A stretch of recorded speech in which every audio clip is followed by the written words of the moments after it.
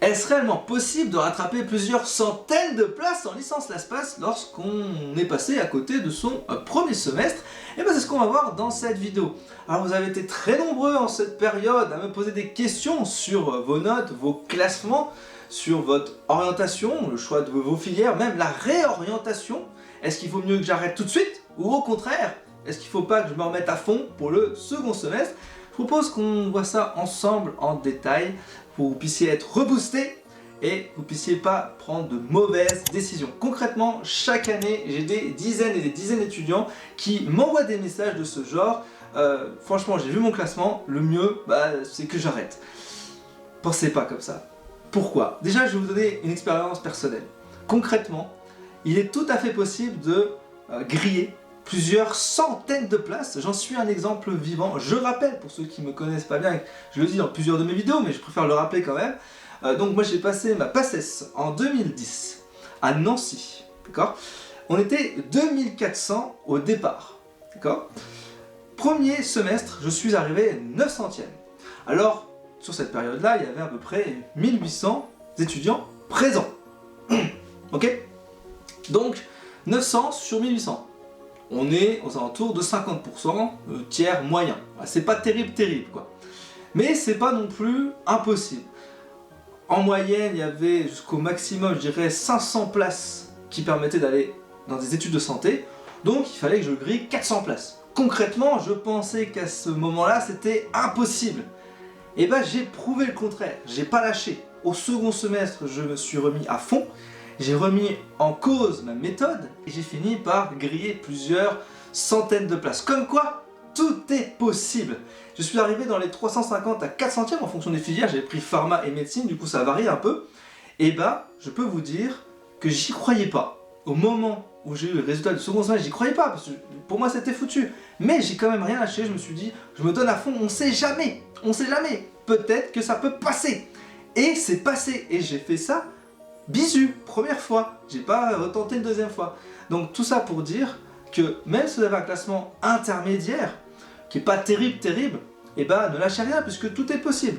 Et je vais vous expliquer un peu la dimension psychologique qu'il y a derrière. Concrètement, qu'est-ce qu'il faut comprendre? Au premier semestre, on se donne tellement à fond, d'accord, que forcément si on a un mauvais classement ou des mauvaises notes, c'est un coup de massue. Et c'est tout à fait normal, d'accord? Ce qui se passe, c'est que les étudiants qui ont, eux, bien réussi leur concours au premier semestre, qui sont arrivés dans les 100 premiers, 200 premiers, ils disent c'est bon, je l'ai mon année. Et c'est justement là l'erreur, puisque j'ai pu faire ça avec plusieurs de mes étudiants également, qui pensaient que c'était bon, et j'aurais dit non, faut pas lâcher, faut toujours avancer.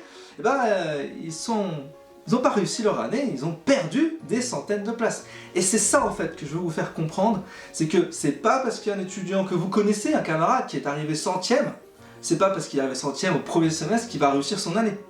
Ça, oubliez-le, ça n'a rien à voir. C'est un marathon, vous prenez votre temps, d'accord? Donc peut-être que vous avez mal démarré votre premier semestre, et peut-être que votre second semestre, vous allez justement exceller, et puis griller plusieurs centaines de places, parce que c'est possible. Je suis un exemple, mais pas que. J'ai des dizaines d'étudiants, j'ai des dizaines de camarades, des collègues qui ont eu cette même configuration. Alors tout simplement, croyez en vous, c'est uniquement vous et vous seuls qui peuvent faire la différence sur le second semestre. Donc ne lâchez rien, j'arrête pas de le répéter, que ce soit avec mes étudiants sur Discord ou sur les autres réseaux, concrètement, ne lâchez rien, d'accord? Alors maintenant bien sûr, on va être réaliste. J'ai déjà fait des vidéos là-dessus. J'ai fait une vidéo sur ai-je raté mon premier semestre, est-ce que je peux encore réussir? Donc là, je vous mets la première vidéo parce que je pense qu'elle peut vraiment vous être utile. Vous allez apprendre quelques notions importantes. Et puis, la deuxième chose, c'est faut être fataliste, réaliste. Concrètement, si vous avez un très mauvais classement et que c'est impossible, je serai capable de vous dire comment. Je vous ai fait d'ailleurs une petite vidéo sur avec mon classement, est-ce que je peux quand même réussir? Donc là je vous ai expliqué un petit peu dans cette vidéo comment évaluer votre classement et quelle est la stratégie à adopter concrètement pour le second semestre.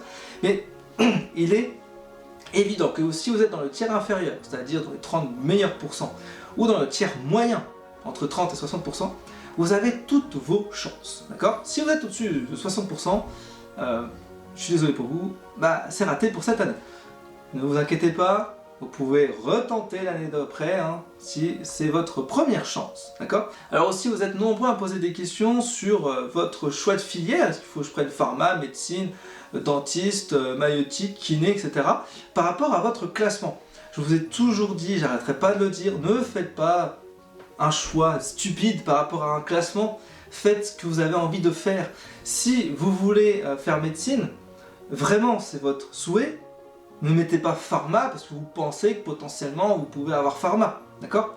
Même si je vous dis tout le temps que pharma ça offre beaucoup plus d'opportunités.